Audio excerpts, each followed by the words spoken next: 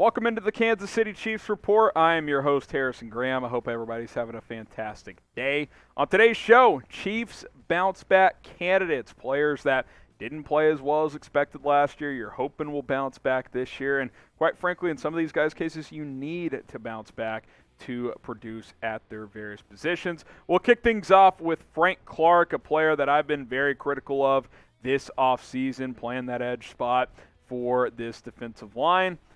Look, I mean, I don't know how many times I have to say it. You got to get more production out of Frank Clark this year because his numbers have just dipped since he's come over. Year one, 8 sacks, was great in the playoff run, especially in the Super Bowl. That's awesome. That's fantastic. That's 3 years ago now. Next year, 6 sacks. Last year, 4.5 sacks. It's just not cutting it, and at a position where you need more production than what you've been getting over the past couple of years, you need Frank Clark to bounce back. It would be huge if he bounced back. He was willing to take a pay cut. He deserves props for that. I probably would have just cut him if I was the Chiefs and tried to add at this position elsewhere, but Frank Clark needs to be back at least being a good player. I don't expect him to be dominant. I don't think 12 sacks is coming, but can he give you 7, 8 sacks and some consistent pressure? I think that would make a load of difference for this team. Hell, if he can draw some double teams because the rest of this defensive line outside of Chris Jones is questionable, then that would be nice as well, because then hopefully other guys can take advantage of one-on-one opportunities. Do you trust Frank Clark and believe that he can bounce back? Type Y for yes, type N for no. It's certainly understandable if you do not. So give me a Y for yes, or give me an N for no if you do not trust Frank Clark. Next up is Juan Thornhill, the safety who's entering the final year of his rookie contract. And, man, 2019, his rookie season, he was awesome, wasn't he? He played really well. Then he tore his ACL in Week 17. Hasn't really been the same, although I thought the second half of last year he played a little bit better than he had the prior year and a half. Juan Thornhill is certainly setting the expectations high. This is what he said. He said, look, I've got high expectations. It's as simple as that. I'm planning on playing my best football by far, playing at the top of my game, and I'm expecting an all-pro season. I'm saying that right now. He said that back in June during OTAs and minicamp. That's a bold statement to say for a guy who has not played at an all-pro level at any point in his career, especially the past 2 years. His rookie year certainly was at a Pro Bowl type of level. I like Juan Thornhill a lot. I think he's got it in him to play at a very high level. Now it's all about doing it. Talk is cheap at this point. Play at a high level. Can he get back to peak form? If he gives you something similar to what you got his rookie year, he did not play like a rookie his rookie year. He had 3 interceptions, several pass breakups. He was flying all over the place. He was awesome. Him and Honey Badger that year was one of the top safety tandems in the NFL. That's another reason he needs to play well. Honey Badger's gone. Now you got Justin Reed, who should be a good player next to him, but I think Juan Thornhill is going to get back to playing that center field position. If he can play well and create some takeaways, that would make a lot of difference in this secondary.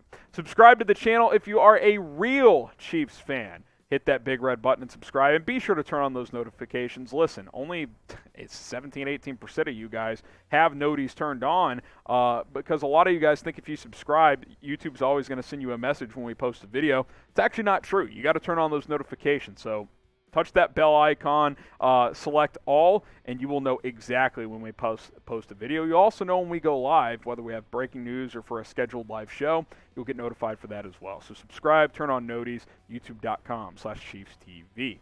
Next up is JuJu Smith-Schuster, the wide receiver coming over from Pittsburgh.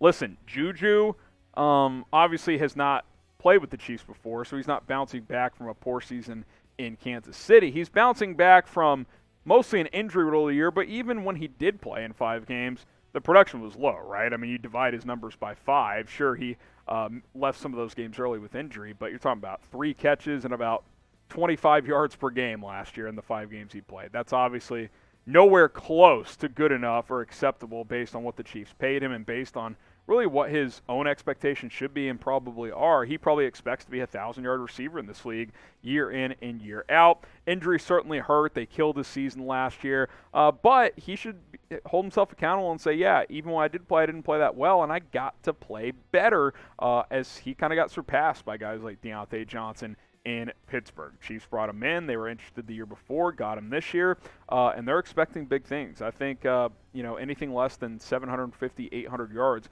would be a disappointment for JuJu Smith-Schuster. So hopefully he can come in here, put his head down, get to work, have a strong training camp preseason, and be ready to go by week 1, because I think JuJu Smith-Schuster has big plans, and I think the Chiefs have big plans for him as well. Do you think that JuJu Smith-Schuster can be a number 1 receiver? That's a whole different question. Type 1 for yes, he can be a wide receiver 1, or type 2 for no, he's more of a wide receiver 2. Can he? Yes. Do I expect it? Not necessarily, but you don't necessarily need him to be that. You just need him to be more consistent and play better than he has the past couple of years. So get your votes in, 1 for yes or 2 for no. And also, be sure to follow the Chiefs Report on Rumble, because we have free and uncensored content over there. So you can find sports coverage from us and other creators, news, politics, tech, business, crypto, whatever your flavor of content is. They've got tons of content creators to go check out. You can also keep listening to the Chiefs Report and other videos with other apps open, whereas if you're on YouTube, unless you're a premium YouTube subscriber, you open up a text message, for example, the video pauses. That does not happen on Rumble. Exclusive Chiefs content from time to time over there. Go ahead and follow us, rumble.com/ChiefsTV. We'll have you covered with more Chiefs coverage. Okay, let's talk Clyde Edwards-Helaire, who is number 4 here. And you look at his kind of overall comparison here. His first year, did some good things. I think we kind of forget he was actually pretty solid his first year. Wasn't super explosive or anything, but was pretty effective overall. Had 5 total touchdowns, over 800 rushing yards, well over 4 yards per carry. Last year wasn't as productive, missed more time with the injuries. Did have 1 more touchdown, but overall just wasn't the same guy.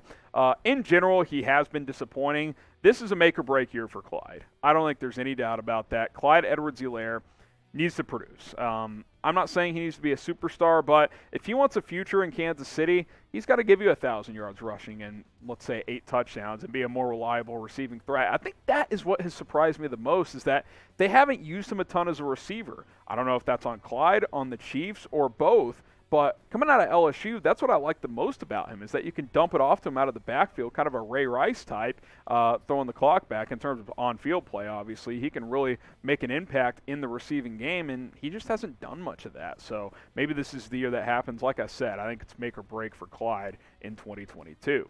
Will he have his best year yet? Type B for best, or type D for doubt it. Not really expecting much. I'd probably type D for doubt it right now, but I'm hopeful it'll be his best year yet. If it is, that would be a very promising sign and a good thing for the Chiefs and, of course, for Clyde in his career as well. All right, that's going to do it for today's Chiefs Report. Some bounce-back candidates. Let me know down in the comments who you think needs to bounce back this year. Also subscribe, turn on notifications, do all of that good stuff, and we will continue to have you covered with more videos. Appreciate you guys. We'll see you next time here on the Chiefs Report.